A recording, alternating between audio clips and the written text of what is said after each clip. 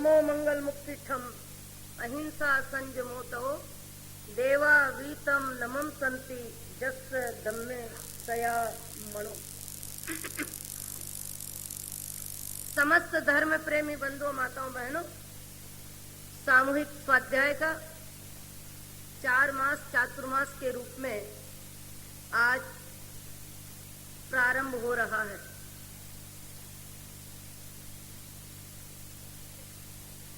वाणी और पानी,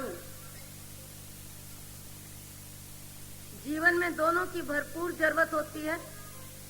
बादलों से बरसने वाला पानी बाह्य जीवन को सरस बनाता है और जिन वाणी का पानी भीतर आत्मा को निर्मल बनाता है। बाह्य जीवन के लिए वर्षा भी जरूरी है, आंतरिक जीवन के लिए जिन वाणी, संत वाणी श्रवण का लाभ भी जरूरी है। बाह्य जीवन में भी सुख शांति चाहिए और भीतर के जीवन में भी सुख शांति चाहिए। स्वयं के जीवन में भी सुख शांति चाहिए, परिवार के जीवन में भी सुख शांति चाहिए, अड़ोस पड़ोस में भी सुख शांति चाहिए, सात पीढ़ी में भी, गांव में भी, शहर में भी, प्रांत में भी, पूरे भारत और विश्व में सब जगह सुख शांति चाहिए। 4 महीने का वर्षावास चातुर्मास जब भी प्रारंभ होता है, पूरे भारत में हर प्रांत के हजारों नगरों में, गांवों में, शहरों में, क्या जैन क्या वैष्णव, सभी अपनी अपनी मान्यता के अनुसार धार्मिक माहौल में सम्मिलित होते हैं, सत्संग से जुड़ते हैं। कोई भागवत के रूप में, कोई गीता के रूप में, कोई उत्तराध्ययन सूत्र के रूप में, कोई 10वीं कालिक सूत्र के रूप में, कोई चौढाड़ा के रूप में और कोई भाव भक्ति के लिए भजनों के रूप में, अपने अपने विचारों के अनुसार, अपनी अपनी मान्यता के अनुसार चातुर्मास का प्रारंभ जब होता है तो प्राय हर व्यक्ति किसी न किसी रूप में धर्म से जुड़ता है। बाड़मेर शहर में प्रतिवर्ष चातुर्मास का वर्षावास का समय का अधिक से अधिक सदुपयोग हो, ज्यादा से ज्यादा धर्म ध्यान हो, सामायिक हो, स्वाध्याय हो, दया दान का माहौल बने, विचारों की शुद्धि हो, विचारों में पवित्रता हो, निर्मलता हो, ऊंचाई हो, अच्छाई हो, सहिष्णुता और क्षमा भाव का विकास हो, मनुष्य को मनुष्य जीवन में आने का समुचित लाभ हो। इसके लिए श्री संघ के जो भी कार्यकर्ता होते हैं, पदाधिकारी होते हैं, जो जवाबदारी लेके समाज में आगे आते हैं, वे संतों के चातुर्मास का प्रयत्न करते हैं। और जब चातुर्मास का लाभ मिलता है तो अपने तन मन धन को बड़े उत्साह से, लगन से, प्रसन्नता से, तन को भी, मन को भी, धन को भी धर्म आराधना का माहौल बनाने के लिए लगाते हैं। स्वयं भी जुड़ते हैं, औरों को भी जोड़ते हैं। और जितने ज्यादा व्यक्ति जुड़ते हैं उतनी ही ज्यादा प्रसन्नता होती है।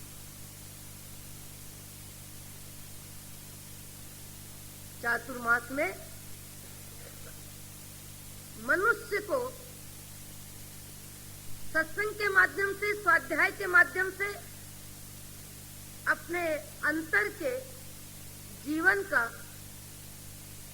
परिचय करने का, परिवर्तन करने का, विश्लेषण करने का अवसर मिलता है। अपनी गलतियों को महसूस करना, अपनी गलतियों को ठीक करना, दूसरों की गलतियों को एहसास करके भी क्षमा करना, ये सारे सद्गुण, ये ऊंचाई, ये अच्छाई सीखने के लिए हर उम्र के व्यक्ति के लिए सत्संग और स्वाध्याय एक पाठशाला है। इस पाठशाला में आके बैठने वाले भाग्यशाली कहीं भी बैठे, ढाणी बाजार उपाश्रय में गणेश श्री के प्रवचन में, इस पंडाल में या तेरापंथी समाज में, या स्थानकवासी समाज में, या वैष्णव समाज में, जहां जहां भी सत्संग का माहौल है, जहां जहां भी प्रवचन उपदेश का कार्यक्रम है, जुड़ने वाला व्यक्ति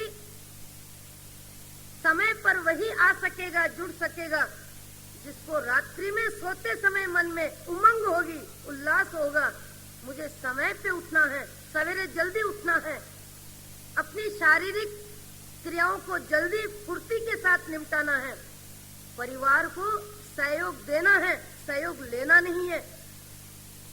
चाहे वो चाय बनाने का प्रश्न हो, स्नान की क्रिया का प्रश्न हो, वस्त्र बदलने का प्रश्न हो, सहयोग देने की भावना जब ज्यादा से ज्यादा रहेगी और सहयोग लेने की भावना जब कम में कम रहेगी, और एक ही धुन जब प्रातः काल शारीरिक क्रियाओं से निवृत्त हुए, देवादिदेव के दर्शन किए, चाय नाश्ता जो भी परिवार को कराना है, बच्चों को स्कूल भेजना है, शांति के साथ, प्रसन्नता के साथ, फुर्ती के साथ, उमंग और उल्लास के माहौल में 2 घंटे के कार्य को व्यक्ति पौन घंटे में निपटा देता है।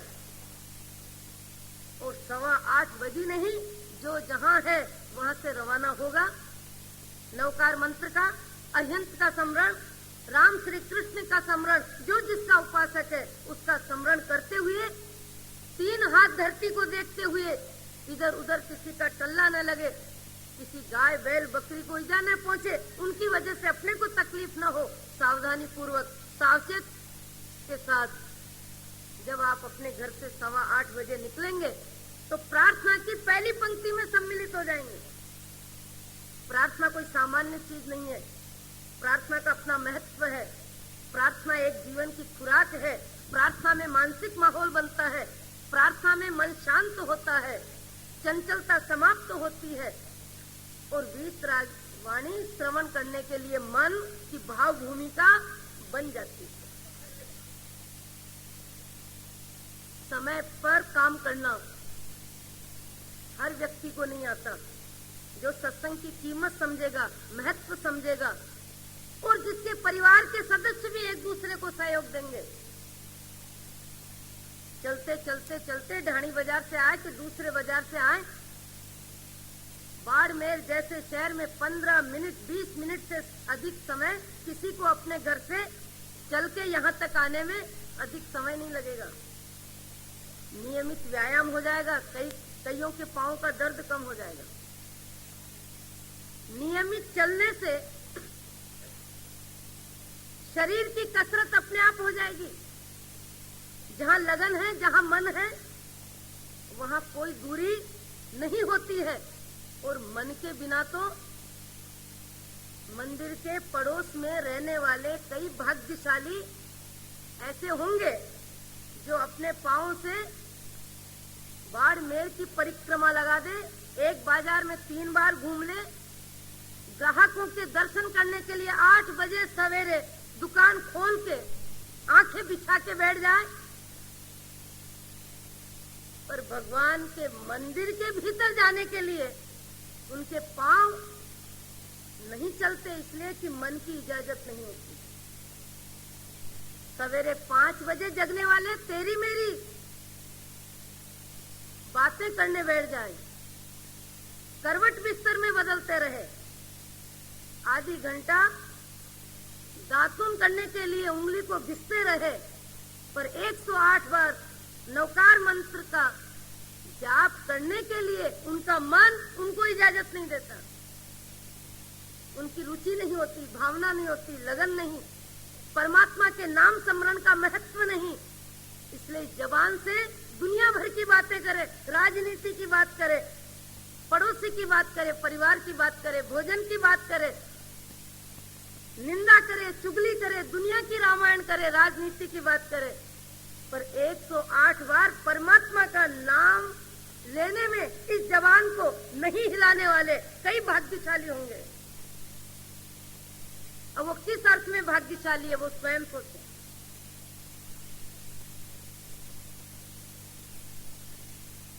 रुचि के बिना, उदारता के बिना व्यक्ति शरीर से कितना भी स्वस्थ होगा पर रोगी की सेवा में अपने शरीर को नहीं हिलाएगा, जवान को भले हिला देगा। तुम दवा ले लेना, चाय ले लेना, तबीयत कैसे है, जवान हिला देगा, पर रोगी की सेवा के लिए अपने शरीर की स्वस्थता का उपयोग नहीं करेगा, क्योंकि रोगी की सेवा के लिए अपने शरीर की स्वस्थता का उपयोग कब करेगा, जब अपने शरीर के प्रति अनासक्ति होगी और दूसरों की जरूरत के प्रति सेवा भावना होगी। सेवा भावना के बिना, मैत्री भावना के बिना, संवेदनशीलता के बिना दूसरों की जरूरत में काम आना मनुष्य के बस की बात नहीं। 1000 रोटी बने इतना आटा घर में पड़ा होता है, 1000 रोटी बने इतना घर में आटा पड़ा होता है, पर 4 रोटी खिलाने के लिए यदि मन इजाजत नहीं देता है तो आने वाले को भोजन करो ऐसा बोलने के लिए जबान चलती नहीं है, जैसे मुंह में दही जम जाता है। जैसे कोई व्यक्ति मौन लेके बैठा हो, आवाज नहीं निकलती हो, बुद्धि विचार करती है, भोजन कराना चाहिए। कर्तव्य भी कहता है, रिश्तेदारी है, भले 7 पीढ़ी में है, अरे पड़ोसी है, परिचित है, इनके गांव में अपन 2 बार रोटी खा के आए, इनको खाना खाने का बोलना चाहिए। पर उसकी आसक्ति, उदारता की कमी, चाय पिला लो चलेगा। और कभी कभी तो भोजन कराने की बात भी बड़े तरीके से करेगा और बात करने के तरीके में ही समझा देगा कि आप मना कर दो। आप भोजन करोगे क्या? आपके लिए रसोई बनाऊं क्या? आप भोजन करोगे क्या? आपके लिए रसोई बनाऊं क्या? देखो, खाओ तब तो बनाऊं, बता दो पहले, फिर रसोई नहीं बिगड़े। सामने वाले को मना करने के लिए कितने तरीके से मजबूर करता है आदमी, और अपने लहजे में, अपने शब्दों से समझा देता है कि तुम्हारी समझदारी इसी में है कि तुम मना कर दो।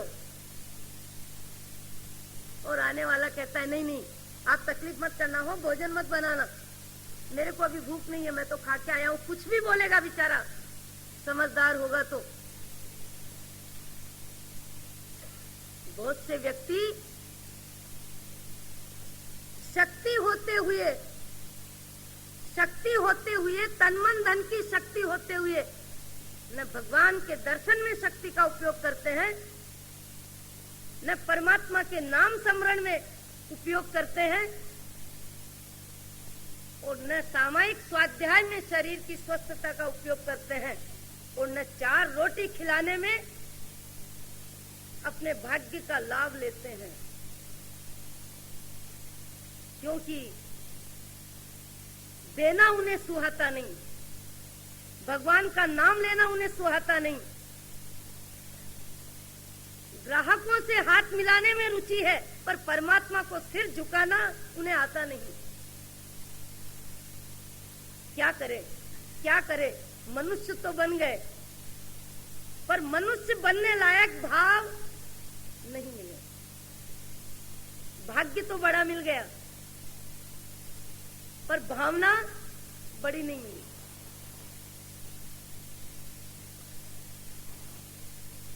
भाग्य मिलना अलग चीज है और भाग्य के अनुसार भावना मिलना अलग चीज है। प्रातः काल का समय किसी घर में जाने का मौका मिला, करीब 8 साढ़े 8 बजे का समय होगा।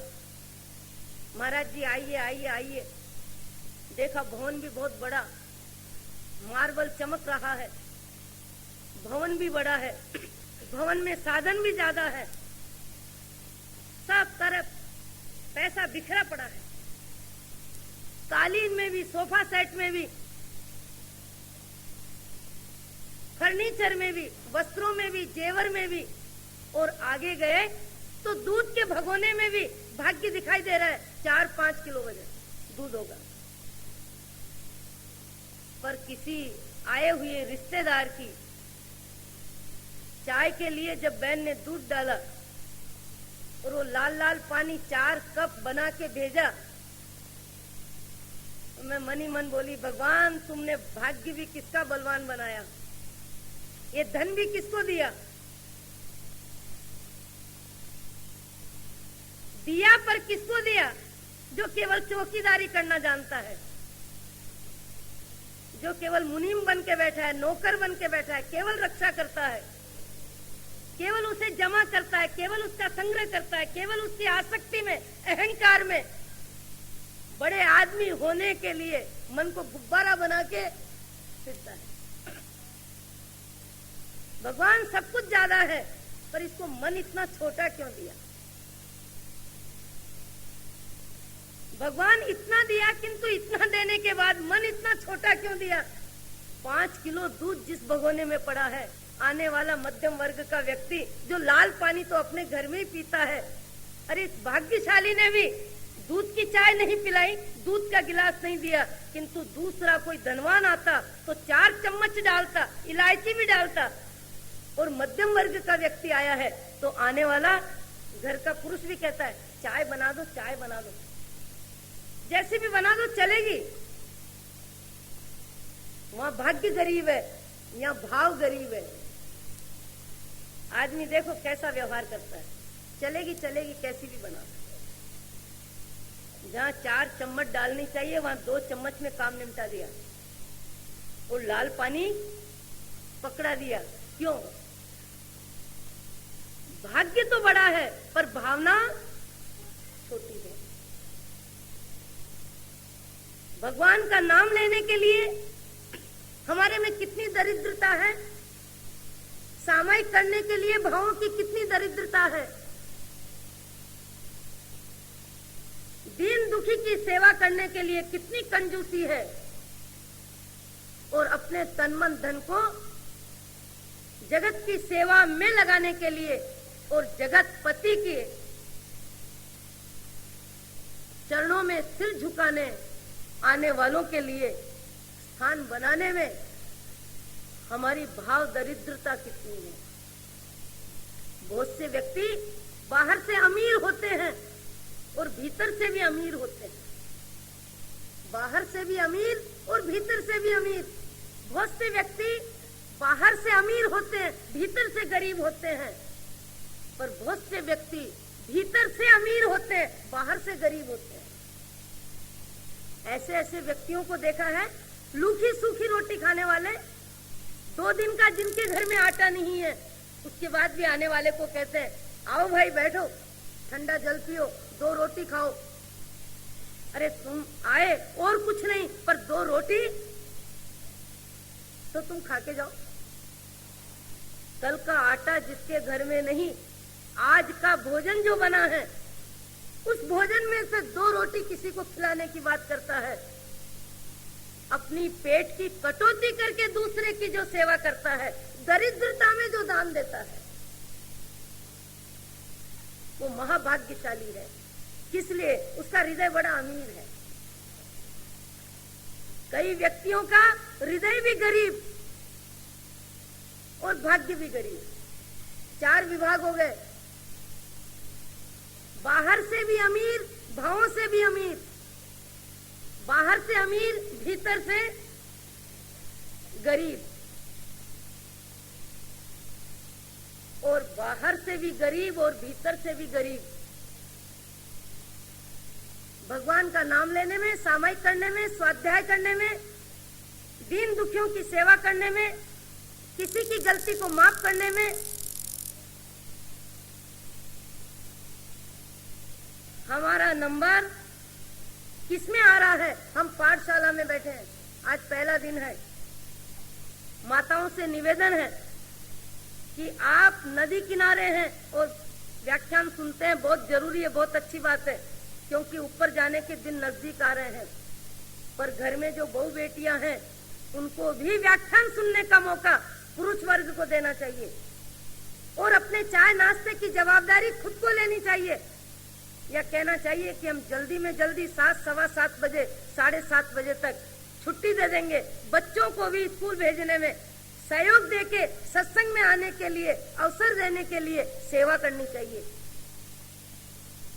समय पर सेवा भी सेवा है, सहयोग देना बहुत बड़ी बात है।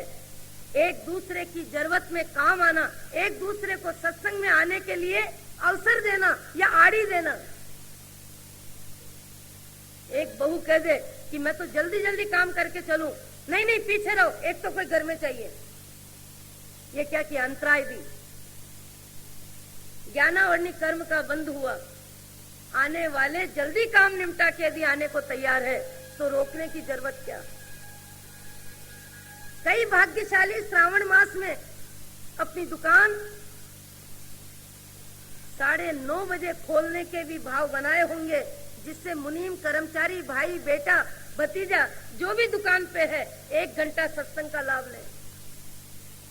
ये जिनवाणी का पानी पूरे जीवन को सरस बनाएगा। पिता के प्रति फर्ज क्या है, माता के प्रति फर्ज क्या है, ग्राहक के प्रति फर्ज क्या है, अरे कर्मचारी के प्रति भाषा कैसी होनी चाहिए। ये जीवन जीने की कला का माहौल है। सत्संग आपको भी सीखने को मिलेगा, मुझे भी सीखने को मिलेगा। पर कई बेटों का मन नहीं होगा, वो 8 बजे दुकान खोलने की आदत है। और कई पिता पसंद नहीं करेंगे कि मैं भी व्याख्यान में जाऊं, तू भी व्याख्यान में जाए, तो दुकान कौन खोलेगा। जैन समाज में नौकारसी का कार्यक्रम होता है तो कहते हैं 10,000 आदमी भोजन करते हैं। और व्याख्यान के माहौल में भजन के समय, जिनवाणी श्रवण के समय 7,000 कहाँ रहते हैं, 8,000 कहाँ रहते हैं। घरों में, दुकानों में क्यों रहते हैं, क्या कारण।